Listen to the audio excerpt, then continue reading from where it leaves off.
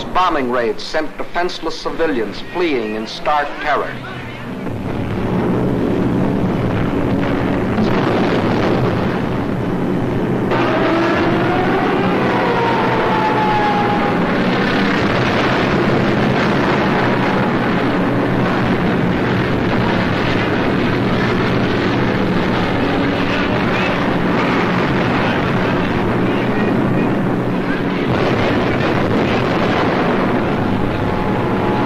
They hadn't wanted war.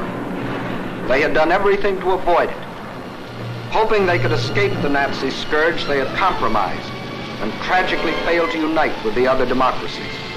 And now they faced the scourge defenseless and alone.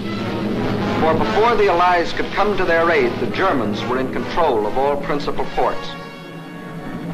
Regardless of this, British, French, and Polish contingents plunged in and made several landings along the Norwegian coast. They landed forces north and south of Trondheim and attempted an encircling movement on the city under constant, heavy, and almost entirely unopposed air attack.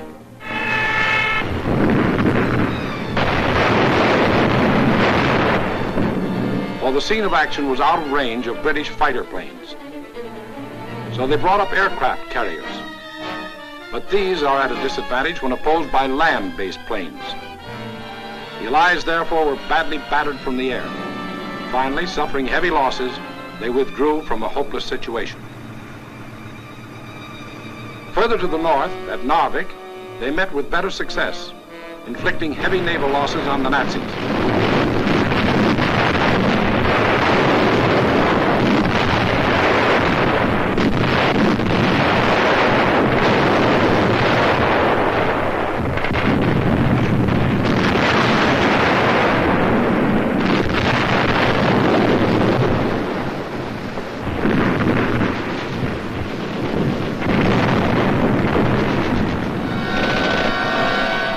Made landings and held the town for nearly 2 months.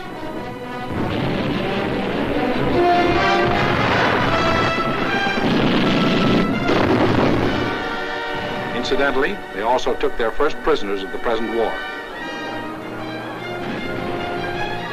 But again, the Nazis' overwhelming air superiority proved a deciding factor. And the Allies were forced to withdraw under terrific air bombardment.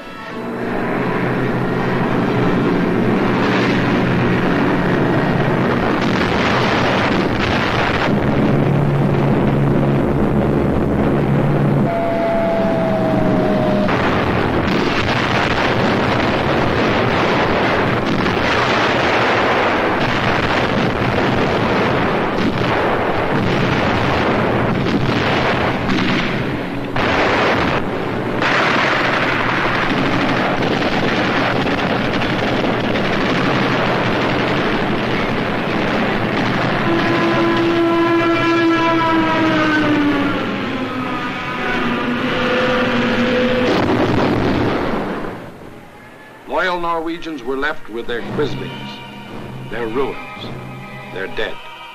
Even though 6 months before Hitler had said, Germany never had any conflict with the northern states and has none today.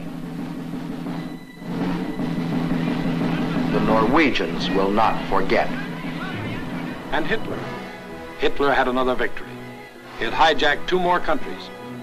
The world wondered and sometimes marveled at this man's efficiency. Gangster Dillinger was efficient too.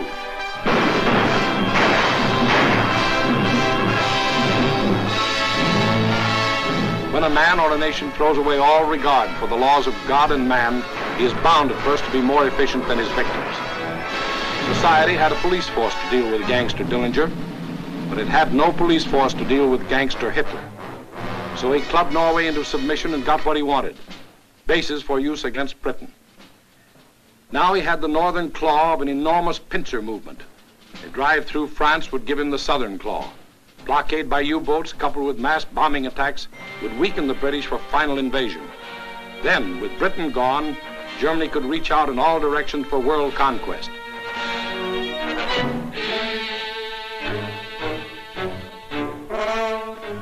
His next move must obviously be through France to get his southern claw. Through France. How was she to face the onslaught?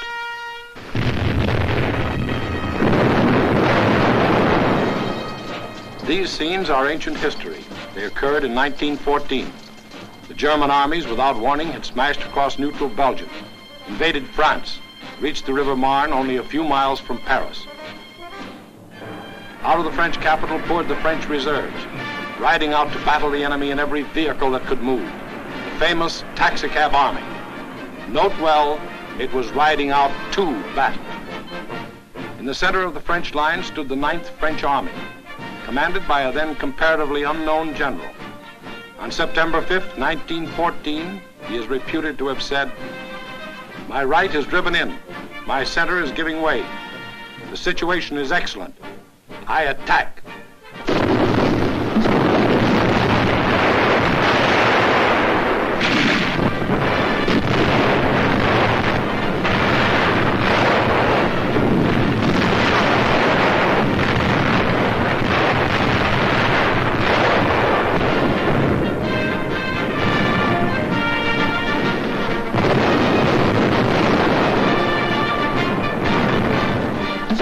Did attack. The German onslaught was checked, and Paris was saved. That comparatively unknown general later became commander-in-chief of all the Allied armies and presided at the signing of the armistice with the defeated Germans on November 11, 1918. To this general, the French people erected a monument.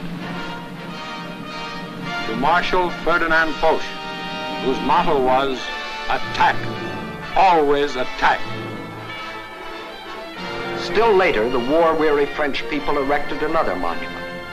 This one to a minister of war, André Maginot. Between the ideas symbolized by these two statues may well lie the military story of the fall of a great nation. In Foch's time, the proud spirit of France demanded nothing less than victory and placed its faith in the attack. In Maginot's time, the spirit, no longer proud, asked only to avoid defeat and placed its faith in concrete.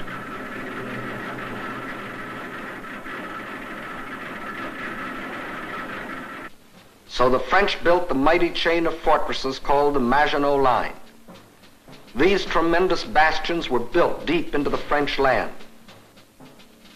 They were connected by underground passages and railways, guarding France's eastern borders facing Germany.